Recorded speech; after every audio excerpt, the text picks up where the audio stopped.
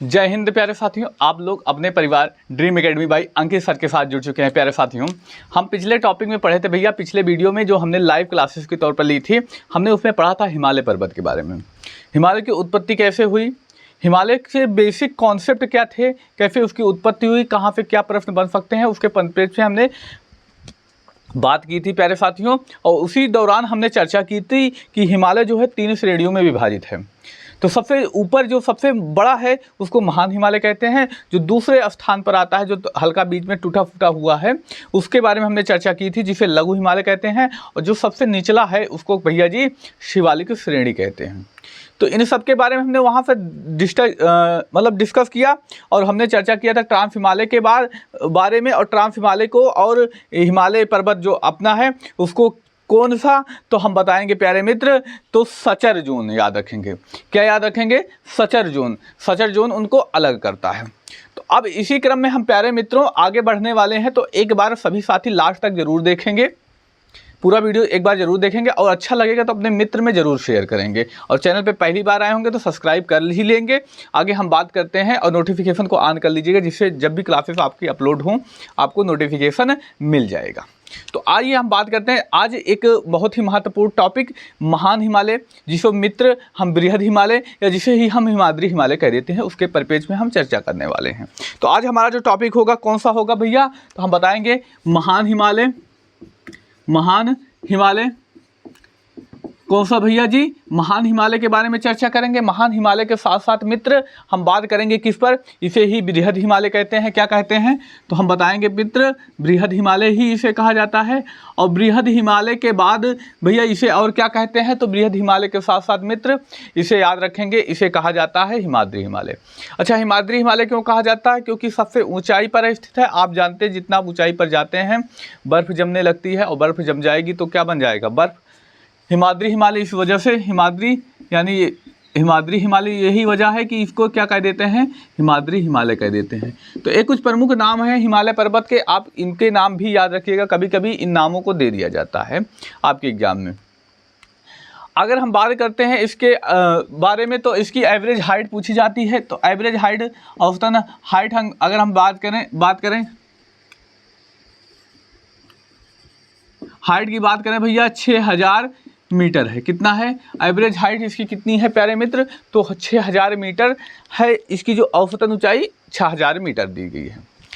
अब जानते हैं प्यारे साथियों, ये बहुत ऊंचाई पर स्थित है, तो निश्चित है अब हिमालय पर्वत है, तो हिमालय में क्या होगा भैया, कुछ चोटियां पाई जाएंगी। तो चोटियां इंपॉर्टेंट हैं।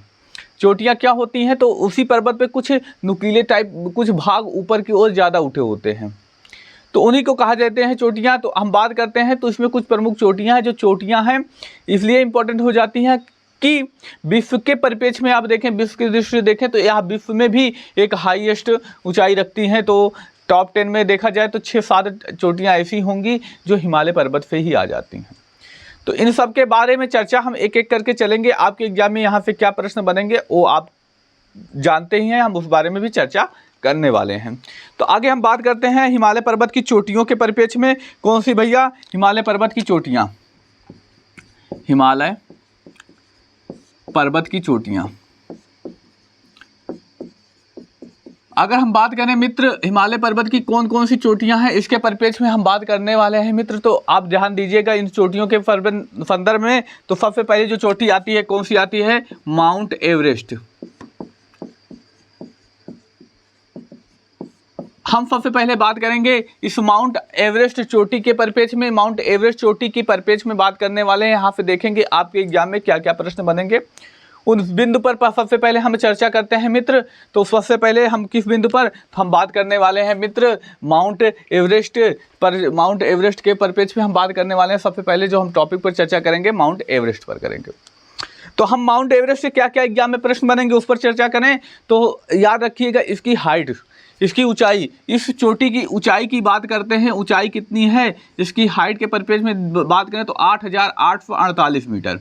हाँ भैया रुकिएगा, अभी हम आपका डाउट होगा कई साथी का कि 8850, कुछ लोग 8852 किलोमीटर मीटर पढ़े होंगे प्यारे मित्र। कितना? तो कुछ लोग पढ़े होंगे प्यारे साथी 8850, कुछ पढ़े भी होंगे 8852 मीटर। ठीक है। तो इसमें निश्चित ही कई देश अपना अपना दावा करते हैं। हालांकि अभी तक जो एग्जाम में पूछा गया है, कहाँ से प्रश्न पूछा गया है, इस 8848 ही सही माना गया है। अगर हम बात करें अभी एनसीईआरटी में बात करते हैं तो अभी यहाँ पर 8848 मीटर दी गई है, लेकिन अगर आपके एग्जाम में प्रश्न आता है तो या तो आपके ऑप्शन में 8848 रहेगा या 8850 रहेगा। 52 का तो कई साथी सुने होंगे, लेकिन 52 कोई चांस ही नहीं है, 52 अभी तक नहीं पूछा जा सकता। अब हमने चर्चा भी की थी कि अभी भी उस तरह से प्रेशर बन रहा है। जानते हैं ऊपर वाली अंकारा लैंड और नीचे वाला कौन सा था भैया, गोंडवाना लैंड, इससे प्रेशर बन रहा है। तो अभी भी हिमालय पर्वत ऊंचाई की ओर बढ़ता जा रहा है, ये बात 100% सही है, हम भी सहमत हैं। लेकिन मित्र अगर हम बात करें तो अभी जो वर्तमान समय में उसकी हाइट मानी जाती है तो कुछ जगह 8850 मीटर दे दिया जाता है। तो आप घबराइए नहीं, इन दोनों में से कोई एक ऑप्शन में मिलेगा, आप इतना एक याद रखेंगे, ठीक है। तो अब अगला जो प्रश्न पूछा जाता है, इसको और किस नाम से जाना जाता है। दरअसल भारत में तो इसे माउंट एवरेस्ट कह देते हैं, लेकिन यह चोटी कहाँ पर है, बताएंगे माउंट एवरेस्ट कहाँ पर है। माउंट एवरेस्ट के बारे में बात करें तो यह कहाँ पर है, तो माउंट एवरेस्ट भैया जी नेपाल में स्थित है। नेपाल में पाया जाता है, नेपाल में चोटी है। माउंट एवरेस्ट चोटी जो है भैया जी नेपाल में है। भारत में भी माउंट एवरेस्ट का विस्तार है पर्वत श्रृंखला का, और चीन में भी विस्तार है, भूटान में भी विस्तार है। लेकिन जो आप पढ़ रहे हैं माउंट एवरेस्ट चोटी जो पाई जाती है, कहाँ पर पाई जाती है, नेपाल देश में पाई जाती है। आप बताएंगे कहाँ पर, नेपाल देश में।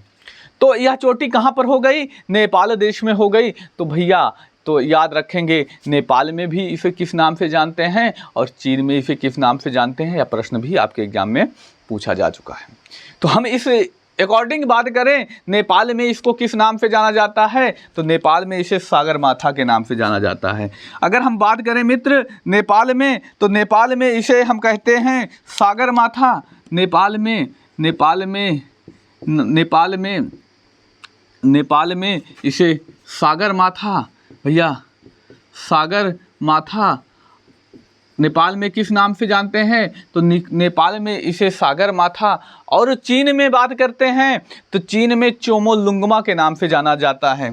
चीन में किस नाम से, तो चोमोलुंगमा के नाम से जाना जाता है।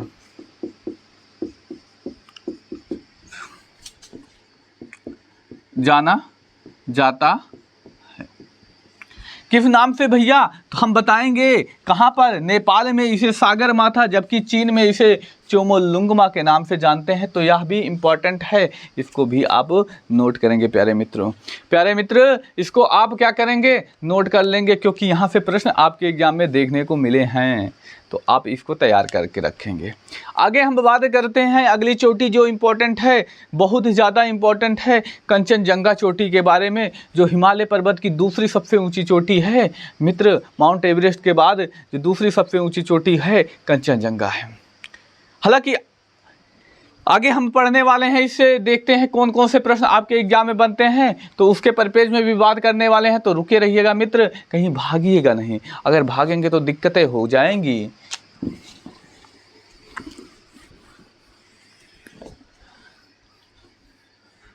और मित्र ये भी, अगर आपको अच्छा लग रहा है तो आप पहली बार आए हैं तो चैनल सब्सक्राइब जरूर करके जाइएगा मित्र, सपोर्ट करके जाइएगा और अपने मित्र भाई बहन में शेयर कर दीजिएगा, आपकी सपोर्ट बहुत ज़रूरी है।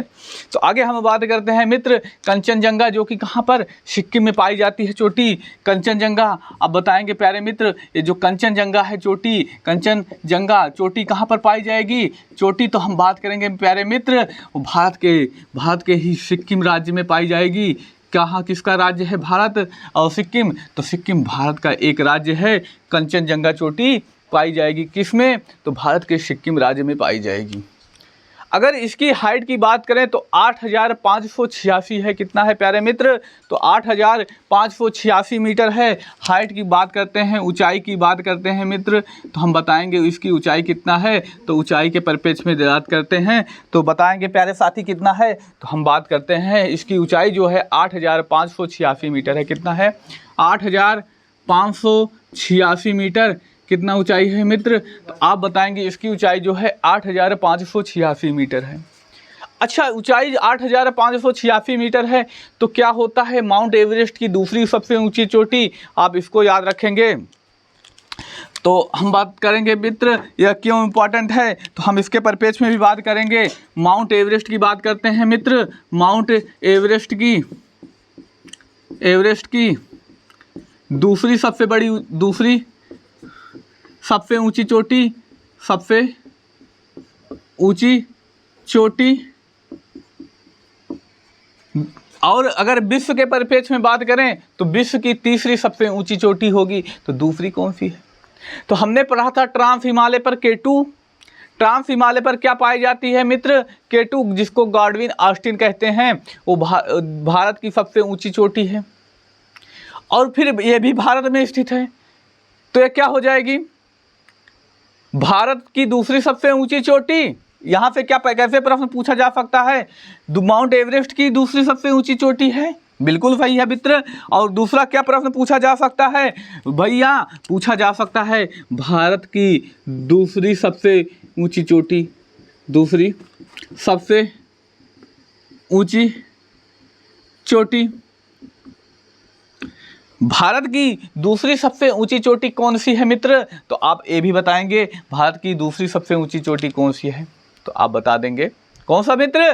तो बताएंगे कंचनजंगा, जो कि कहाँ पड़ती है? सिक्किम। और क्या पूछा जा सकता है यहाँ से? अगर यहाँ के प्रश्नों के बारे में देखें मित्र, तो यहाँ से अगला प्रश्न जो पूछ सकता है आपके एग्जाम में, क्या पूछ सकता है? तो उसके परिप्रेक्ष्य में अगर हम देखें मित्र तो पूछ सकता है, बताइए हिमालय पर स्थित भारत की सबसे ऊंची चोटी, इसको कह सकते हैं मित्र हिमालय पर स्थित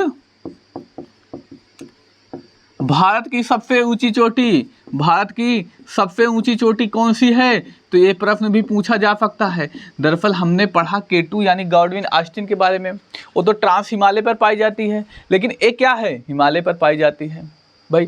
तो अब पूछा जा सकता है हिमालय पर स्थित भारत की सबसे बड़ी ऊंची चोटी, तो सबसे ऊंची चोटी कौन सी है? तो अब बताएंगे कंचनजंगा। अगर वैसे नॉर्मल प्रश्न पूछता है तो भारत की सबसे ऊंची चोटी तो K2 के बारे में बताएंगे, जो ट्रांस हिमालय में हमने पढ़ा था। चलिए, इतना समझ में आया? डाउट क्लियर हुआ? अगर कोई भी डाउट होता है तो आप कमेंट करके ज़रूर बताइएगा, और क्लास भी कैसी लगती है वो भी ज़रूर कमेंट करिएगा मित्र, क्योंकि आपके कमेंट और आपकी सब्सक्राइब तो हमें एक हौसला मिलता है और मेहनत करने का जज्बा मिलता है। तो आप सभी साथी ज़रूर, अगर पहली बार आते हैं तो सब्सक्राइब करके जाइएगा, क्योंकि अगर हम आंकड़े को देखें तो लगभग 60% ऐसे साथी हैं जो वीडियो ज़रूर देखते हैं लेकिन सब्सक्राइब नहीं करते। तो एक अलग थोड़ा सा मोटिवेशन एक तरफ से नहीं मिल पाता कि भैया इतने लोग देखते हैं, शायद अच्छा ना लगता हो। अगर अच्छा लगता है तो ज़रूर सब्सक्राइब करिएगा। तो आगे कुछ और चोटियों के बारे में बात करें जो आपके एग्जाम में पूछी जाती है, तो पूछी कौन सी जाती है भैया? अन्नपूर्णा चोटी पूछी जाती है, बताइएगा। अच्छा, आप थोड़ा गेस करेंगे, ये जो अन्नपूर्णा चोटी है ये भैया कौन सी चोटी? अन्नपूर्णा चोटी। पहली चोटी की हम बात करें अन्नपूर्णा चोटी, तो अन्नपूर्णा जानते हैं प्यारे साथी, भारत में पूजा होती है, तो बात करते हैं। अगला बात करें मित्र धौलागिरी चोटी, पहला बात। दूसरी बात करते हैं मित्र धौलागिरी चोटी, कौन सी चोटी? तो हम बताएंगे मित्र धौलागिरी चोटी। कौन सी चोटी? धौलागिरी चोटी। इस धौलागिरी चोटी, और तीसरी जो मित्र आती है, तीसरी के बारे में भी हम याद रखेंगे, धौलागिरी के साथ साथ मकालू चोटी। प्यारे मित्र, कौन सी चोटी? मकालू चोटी। अगर इनके बारे में पूछा जाए तो ये किस देश में पाई जाती हैं? तो यहाँ पे इम्पोर्टेंट हो जाता है, क्योंकि अगर अन्नपूर्णा चोटी के बारे में पूछा जाए तो सबका गेस होगा कि भारत के ही राज्यों में पाई जाएगी। हालांकि धौलागिरी चोटी की बात की जाएगी तो भारत के ही राज्यों में पाई जाएगी, ऐसा अनुमान लगाया जाता है। हालांकि मकालू के बारे में थोड़ा सा कहना कठिन होगा कि भारत में पाई जाएगी, लेकिन अगर इन दोनों के बारे में चर्चा करें, क्योंकि आप देखते हैं उत्तराखंड में इसी के नाम से मंदिर बना हुआ है, तो सब कहाँ पर जाते हैं बताएंगे मित्र कि उत्तराखंड राज्य में ये चोटियाँ पाई जाती हैं, बट ऐसा बिल्कुल नहीं है। यह तीनों चोटियाँ कहाँ पाई जाती हैं? तो भारत के पड़ोसी देश नेपाल में पाई जाती हैं। ये तीनों चोटियाँ कहाँ पर पाई जाती हैं? तो ये तीनों चोटियाँ कहाँ पर हैं मित्र? तो आप बताएंगे तीनों के तीनों नेपाल देश में पाई जाती हैं। इसको भी हम याद रखेंगे, किस देश में? तो नेपाल देश में पाई जाती हैं। इस वजह से यह इम्पोर्टेंट भी है। आगे हम बात करते हैं तो फिर उत्तराखंड में कुछ चोटियाँ पाई जाती होंगी। हाँ मित्र, उत्तराखंड में चोटियाँ पाई जाती हैं, क्योंकि उत्तराखंड में भी हिमालय पर्वत का तो विस्तार है, हिमालय पर्वत का विस्तार है ना। तो हम बताएंगे भैया कौन कौन सी चोटियाँ पाई जाती हैं जो उत्तराखंड में है। तो उत्तराखंड की चोटियों के बारे में हम बात करते हैं। तो उत्तराखंड की बात करते हैं तो 2 चोटियाँ हम याद रखेंगे। कौन कौन सी मित्र? तो आप बताएंगे जो पहली चोटी आएगी, पहली चोटी कौन सी होगी? तो हम बात करेंगे नंदा देवी। नंदा देवी की बात करें मित्र, नंदा देवी की, तो ये नंदा देवी क्या है? उत्तराखंड की सबसे ऊंची चोटी, उत्तराखंड की सबसे ऊंची चोटी, ऊंची चोटी। ये जो नंदा देवी चोटी पाई जाएगी मित्र, कहाँ पर पाई जाएगी? तो हम बताएंगे कि या उत्तराखंड में पाई जाएगी। किस राज्य में? तो आप बताएंगे मित्र उत्तराखंड में पाई जाएगी। आगे हम चोटियों के परिप्रेक्ष्य में बात करें भैया तो कामेत पाई जाएगी। कामेत भी कहाँ पर है? तो आप बता देंगे उत्तराखंड में। तो कौन सी भैया? तो कामेत, कामेत कहाँ पाई जाएगी? कामेत को भी हम बताएंगे मित्र उत्तराखंड राज्य में ही चोटी पाई जाएगी। कौन सी? तो कामेत चोटी पाई जाएगी। तो प्यारे मित्र, अगर इतना समझ में आया है तो एक बार अपना बताएंगे, और आप स्क्रीनशॉट लेना चाहें तो आप स्क्रीनशॉट भी ले लेते हैं, ले लें मित्र। स्क्रीनशॉट लेना चाहें तो निश्चित ही आप स्क्रीनशॉट ले लें, ये भी इम्पोर्टेंट है। अगर आप बात करते हैं, अब अगली चोटियों पर बात करते हैं, अगली श्रेणियों पर बात करते हैं। तो अगर इतना समझ में आया है तो मित्र थम्स अप जरूर करेंगे, एक बार बताएंगे मित्र कमेंट करके, और पहली बार आए होंगे तो चैनल को सब्सक्राइब करके जाएंगे।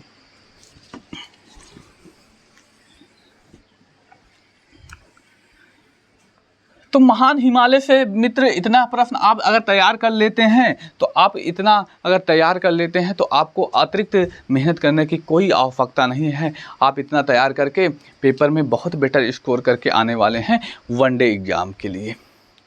वनडे एग्ज़ाम के लिए बहुत ही ज़्यादा इनफ है। आप कोई लिखित एग्ज़ाम देते हैं, मेंस का एग्ज़ाम देते हैं, तब वहाँ पर आपको थोड़ा सा डिटेल और देखना होगा। लेकिन आप अगर कोई वनडे एग्ज़ाम देते हैं तो वनडे एग्ज़ाम के लिए वो रामबाण क्लास होने वाली है मित्र। तो ज़रूर जुड़िएगा, अपने मित्र भाई बहन में शेयर ज़रूर कीजिएगा।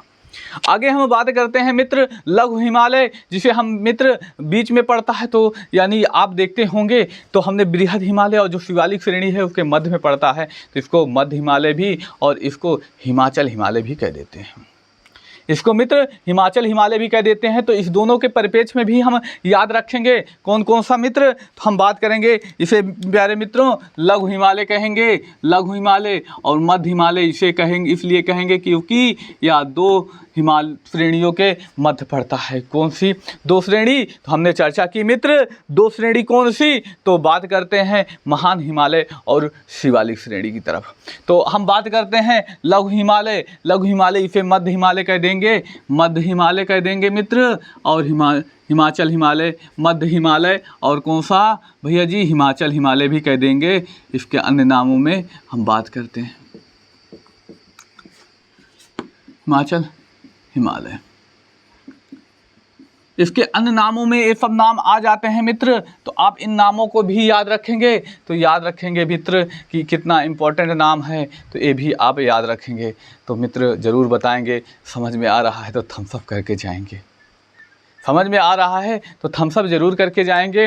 तो आगे हम बात करते हैं मित्रों इसी के बारे में। तो इसकी जो एवरेज हाइट है 3500 से 4000 मीटर तक है। तो अब एवरेज हाइट आप यहाँ से आपके एग्जाम में नहीं पूछेगा, लेकिन हम पढ़ रहे हैं तो लिखने में क्या जाता है, थोड़ा सा लिख ही लेंगे। औसतन ऊंचाई की बात करें, औसतन ऊंचाई की मित्र, औसतन ऊंचाई के बारे में हम बात करते हैं तो कितना है? तो बताएंगे 3500 से मित्र 4000 मीटर तक इसकी भैया जी क्या है? एवरेज ऊंचाई है, इसकी एवरेज ऊंचाई है। आगे बात करते हैं जो ये हमारा लघु हिमालय है, थोड़ा सा यहाँ समझिएगा। हमारा जो लघु हिमालय है, जैसे हमने पढ़ा था बृहद हिमालय एक सतत श्रृंखला है, लघु हिमालय क्या है, लेकिन जो है मित्र बीच बीच में ऐसे टूटा हुआ है, क्योंकि जानते हैं यहाँ पे नदियाँ बहुत फार निकलती हैं और जहाँ पे नदियाँ निकलेंगी उन स्थानों को कंकड़ पत्थरों को तोड़ते हुए बढ़ती चली जाएंगी। तो मित्र इस वजह से यह जो श्रेणी है आप देखेंगे यह श्रेणी बीच बीच में टूटी हुई है, यहाँ पे नदियाँ गुजरेंगी। अभी नदियों के बारे में भी हम डिस्कस करने वाले हैं प्यारे साथियों। तो अब ये जो है श्रेणी टूटी हुई है, तो इसमें अलग अलग श्रेणियाँ भी मिल जाती हैं, कुछ भाग यहाँ पर मिलेगा, कुछ यहाँ पर, कुछ यहाँ पर, कुछ ऐसे भाग मिल जाएगा, तो इनको श्रेणियों का नाम दे दिया गया है। तो कुछ श्रेणियाँ पाई जाती हैं, उन श्रेणियों के बारे में बात करें तो इनको कहा जाता है हिमालय पर स्थित श्रेणियाँ।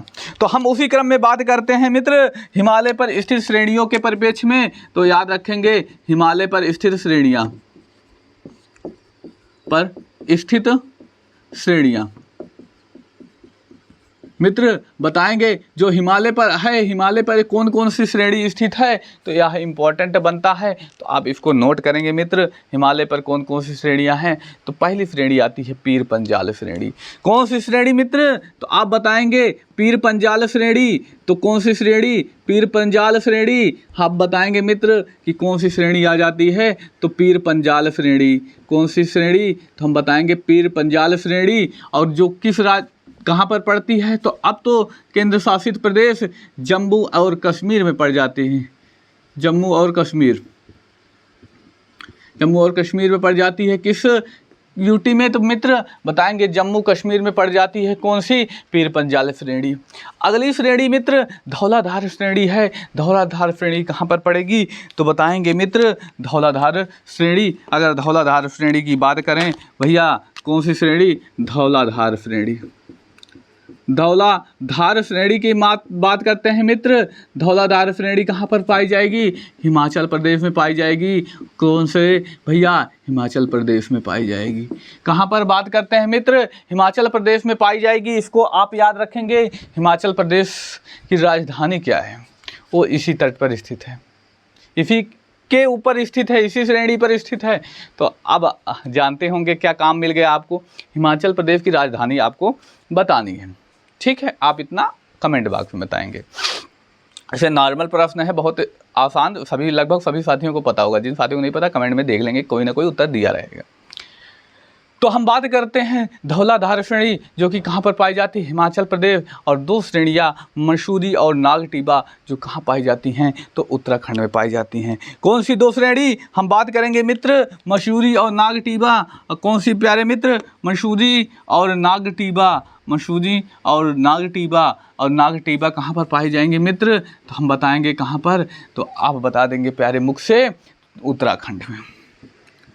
उत्तराखंड किस राज्य में मित्र, तो यह पाई जाएंगी उत्तराखंड राज्य में। तो ये भी इम्पोर्टेंट है। और एक जो पाई जाएगी महाभारत श्रेणी, तो महाभारत श्रेणी तो इम्पोर्टेंट है, महाभारत श्रेणी। और इस महाभारत श्रेणी को कहाँ पर देखा जाएगा, कि नेपाल देश में, पड़ोसी देश नेपाल में देखा जाएगा। यानी कितनी श्रेणियाँ हो गई, तो 5 श्रेणियाँ हो गई मित्र। कितनी, तो 5 बताएंगे। कितनी, तो 5। आप इसको नोट करेंगे, बहुत बार देखा गया आपके एग्जाम में। यहाँ से प्रश्न, पीर पंजाल श्रेणी जम्मू कश्मीर में पाई जाती है, धौलाधार श्रेणी हिमाचल प्रदेश में पाई जाती है, मसूरी और नागटिबा उत्तराखंड में, और महाभारत श्रेणी कहाँ पर पाई जाती है मित्र, नेपाल में पाई जाती है। तो आप इतना नोट करेंगे प्यारे साथी।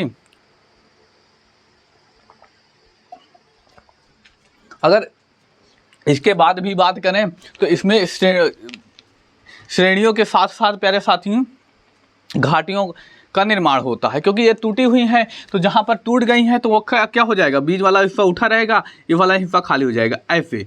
तो बात करते हैं दो चोटियों के बीच जो समतल क्षेत्र होता है, गहरा क्षेत्र होता है, इसे ही घाटी कहते हैं।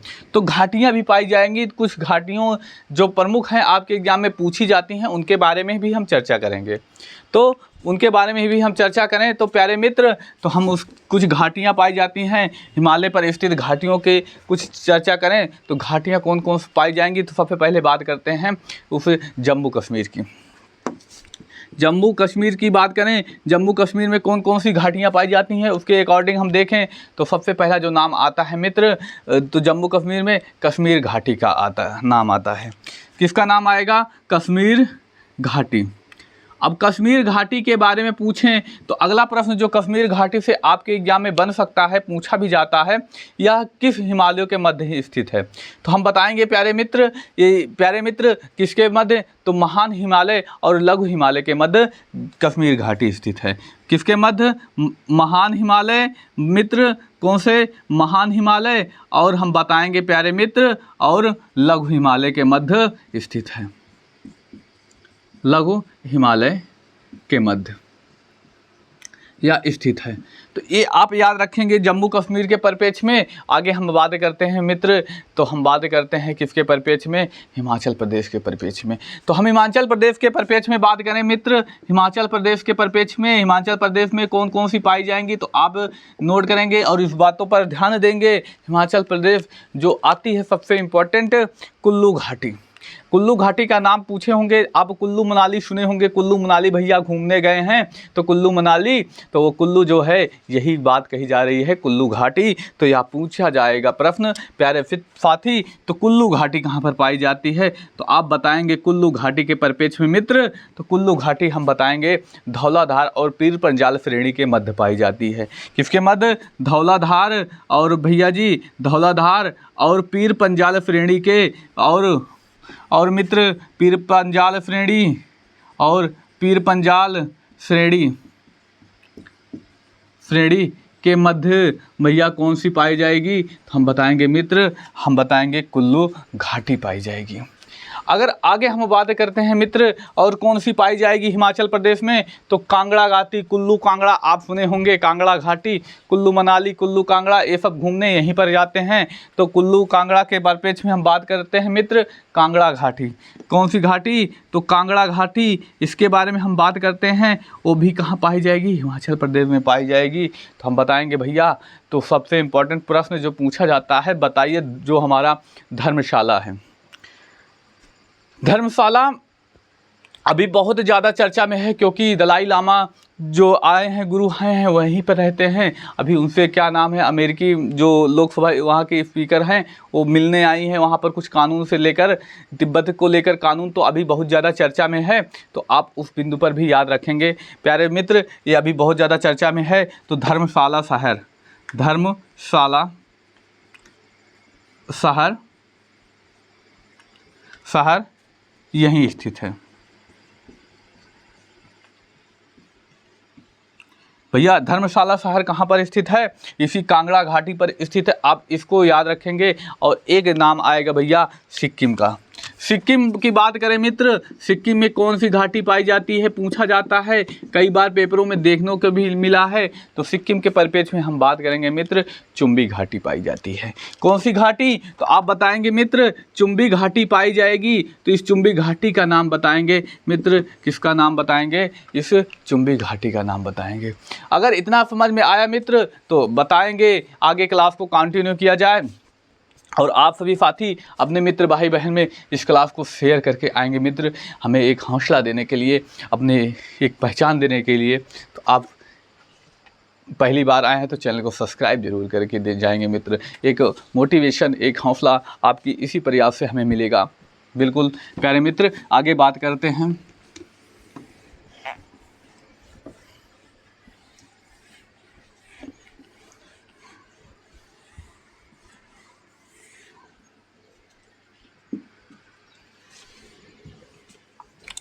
मित्र हम आगे बात करते हैं, एक आखिरी जो बात करते हैं प्यारे मित्र, हम बात करेंगे लघु हिमालय पे पाए जाने वाले घास के कुछ मैदान पाए जाते हैं, लघु हिमालय के परिप्रेक्ष्य में ही बात करते हैं अभी। प्यारे साथियों, यहाँ पर जो है जानते हैं, यहाँ पर आदमी घूमने जाते हैं। घूमने की वजह भी क्यों है? क्योंकि यहाँ हिमालय पर्वत है, यहाँ पर सुंदर, बहुत ही सुंदर घास के मैदान पाए जाते हैं। आप उस मूवी में, कई मूवियों में देखे होंगे, उत्तराखंड मसूरी क्षेत्र में शूटिंग होती है, तो वहाँ पर क्या होता है, राजा हिंदुस्तानी मूवी देखे होंगे, तो जिसमें आमिर खान जो है वहाँ पर फिल्म की शूटिंग जो अब आते हैं, क्या करिश्मा कपूर जो आती हैं यहीं पर घूमने आती हैं, यहाँ के दृश्यों को बहुत अच्छे तरीके से दिखाया गया है। एक फिल्म के माध्यम से लोगों को बताया गया है कि यहाँ पर देखने लायक, घूमने लायक कितनी अच्छी जगह हैं, उसी के बारे में बात करते हैं। तो लघु हिमालय पर पाए जाने वाले घास के मैदान को प्यारे साथियों, लघु हिमालय पर सुंदर और भैया कह सकते हैं बहुत अच्छे घास के मैदान पाए जाते हैं, जो देखने में बहुत ज़्यादा अच्छे लगते हैं। तो हम बात करते हैं लघु हिमालय पर पाए जाने वाले घास के मैदान के परिप्रेक्ष्य में। हम बात करते हैं लघु हिमालय पर पाए जाने वाले घास के मैदान, पाए जाने वाले घास के मैदान हम बात करते हैं मित्र लघु हिमालय पर पाए जाने वाले घास के मैदान के बारे में। तो इसको अलग जगह पर अलग अलग नाम से जाना जाता है। अगर हम बात करें जम्मू कश्मीर में तो इसे मर्ग के नाम से जाना जाता है। अब नाम भी सुने होंगे गुलमर्ग और सोनमर्ग। गुलमर्ग और सोनमर्ग इसके स्थान हैं, वो घास के मैदान के नाम की वजह से ये नाम पड़े हैं। तो आप बताएंगे जम्मू कश्मीर में इसे क्या कहते हैं? जम्मू और कश्मीर में इसे भैया जी हम मर्ग के नाम से जानते हैं। और आप सुने होंगे नाम गुलमर्ग और सोनमर्ग। ये भैया ये घूमने लायक स्थल हैं, टूरिस्ट प्लेस हैं। और किस लिए वे फेमस हैं? तो वैसी घास की मैदान की वजह से। तो जम्मू कश्मीर की तरफ बढ़ेंगे तो हम बताएंगे मित्र गुलमर्ग और सोनमर्ग की तरफ, कि गुलमर्ग और सोनमर्ग ही जाने जाएंगे।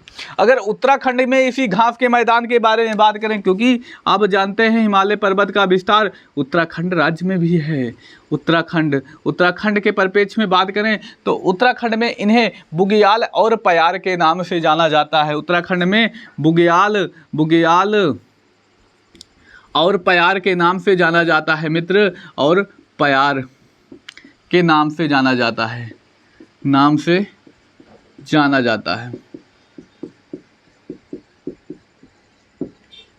मित्र। किस नाम से? बुग्याल और प्यार के नाम से जाना जाता है। तो आप इसको भी नोट करेंगे।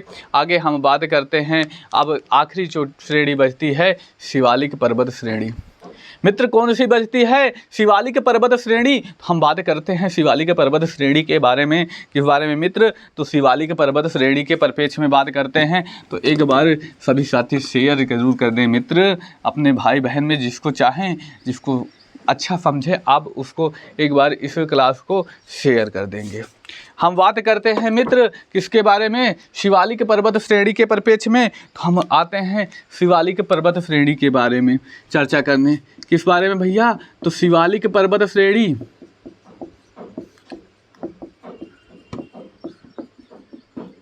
शिवालिक पर्वत श्रेणी के परिप्रेक्ष्य में हम बात करने वाले हैं मित्र। इस शिवालिक पर्वत श्रेणी के बारे में हम बात करें, इसको अन्य नाम जो कह दिया जाता है, दरअसल इसको कह देते हैं बाह्य और बाह्य हिमालय। भैया क्या कह देते हैं? बाह्य हिमालय। और सबसे नीचे है ज़मीन को छूता है, जो ज़मीन को छूता है पैर यानी पाद शुद्ध रूप होता है, तो इसे कहते हैं पाद हिमालय भी कह देते हैं मित्र। क्या कह देते हैं? पाद हिमालय भी कह देते हैं। आगे हम बात करें यहाँ से और क्या प्रश्न देखने को मिलेगा, पूछ लिया जाए सबसे नई पर्वत श्रृंखला कौन सी है, तो हम बताएंगे सबसे नई पर्वत श्रृंखला कौन सी है? तो इस शिवालिक श्रेणी का नाम लेंगे। सबसे नई पर्वत श्रृंखला में नाम लेंगे भैया, शिवालिक श्रेणी का नाम लेंगे। तो इसके बारे में हम बात करेंगे।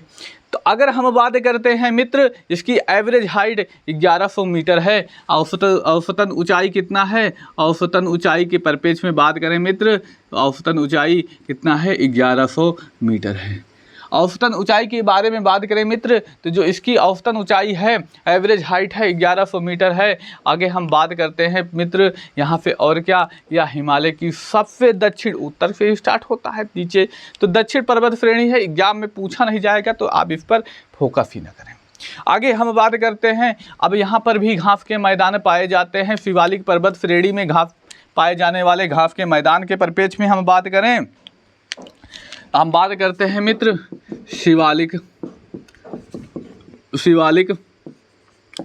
पर्वत श्रेणी में पाए जाने वाले घास के मैदान।